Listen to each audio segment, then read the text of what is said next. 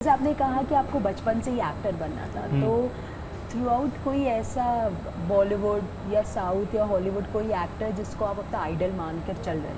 बहुत सारे हैं। अच्छा। लिस्ट बहुत लंबी है क्योंकि जी। निरंतर मैं सीखते रहता हूँ। जी। जब मैं छोटा था आरा में ही तो मेरे हाँ। कानों में मनोज वाजपेयी सर का नाम डाला जा रहा था। उससे पहले मैं अमिताभ बच्चन, गोविंदा, बहुत सारे, सलमान खान, शाहरुख खान, आमिर खान या इनका मिथुन, सबकी कॉपी करता था मैं।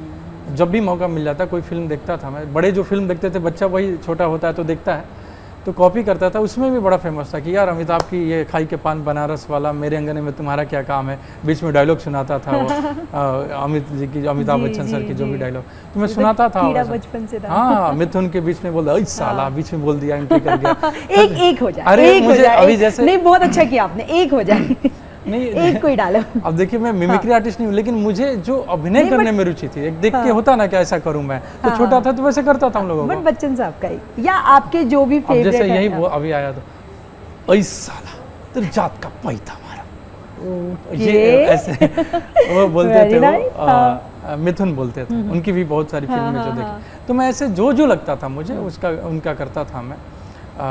ये राजकुमार का हो जाए, बहुत सारे एक्टरों का, तो लोगों को लगता है ये एक्टर बनेगा, ये अच्छा करता है, या खुद से भी इम्प्रोवाइज कर देता था। कोई सीन मुझे आइसक्रीम बेचने वाला, उसका कॉपी कर दिया, क्या आइसक्रीम जो भी है, ऐसे जो भी लगता था उसकी डायलॉग करता था, उसका कॉपी वो करता था।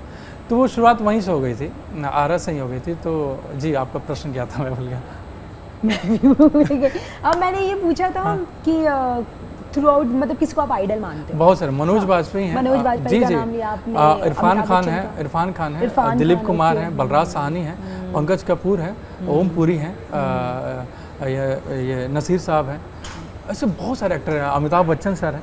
तो जब मैं लेकिन सीरियस जब हुआ ना, तो ऐसी फिल्में देखना शुरू किया, क्योंकि आरा में रिकमेंड मुझे कर रहे थे। श्री चंद्रभूषण पांडे मेरे पहले गुरु हैं, जिन्होंने ट्रेनिंग देना शुरू किया कि तुम्हें एक्टर बनना है तो प्रॉपर ट्रेनिंग लो, चीज़ें सीखो, जानो, मतलब थिएटर को जानो, अभिनय को जानो, होता क्या ठीक है तुम्हारे अंदर है, लेकिन ट्रेंड हो जाओगे तो एक बांध मिल जाएगा तुम्हें, कहाँ क्या करना है ये पता चल जाएगा।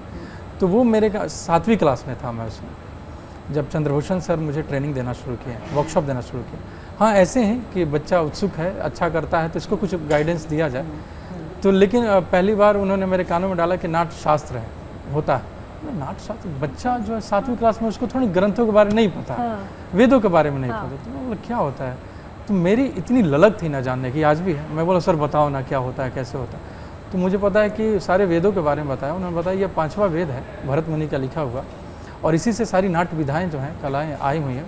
और फिर उसी से मैं स्तानिस्लावस्की सिस्टम में एक्टिंग की, उसमें उन्होंने बताया कि ये बाहर के एक बड़े वो हैं जिन्होंने अभिनय पे किताब लिखी।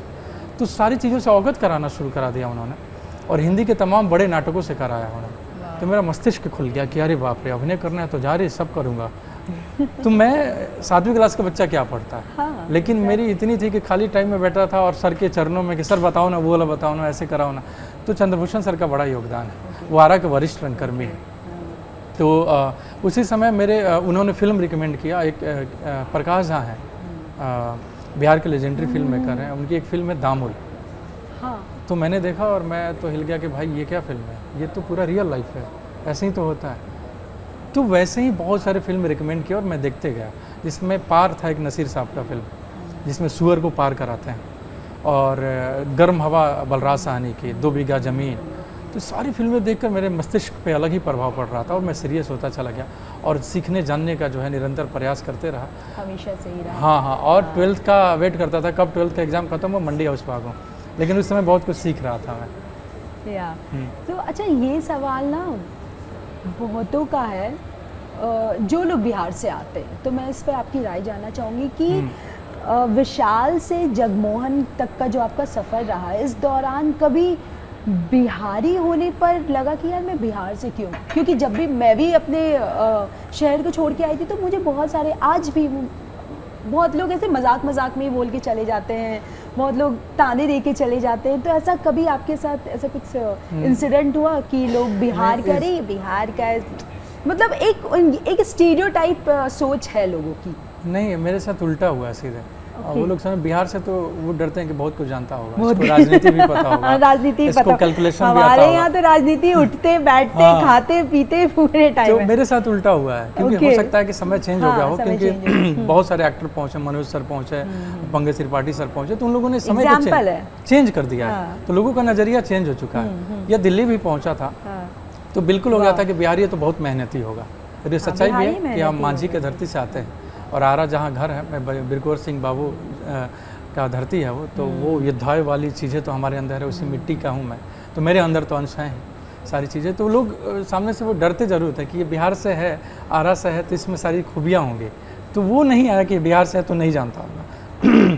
और मेरे साथ उल्टा हुआ है सीधे। Okay, nice nice. अच्छा है कि लोगों की ये सोच अब बदल रही है। जी जी बिल्कुल। या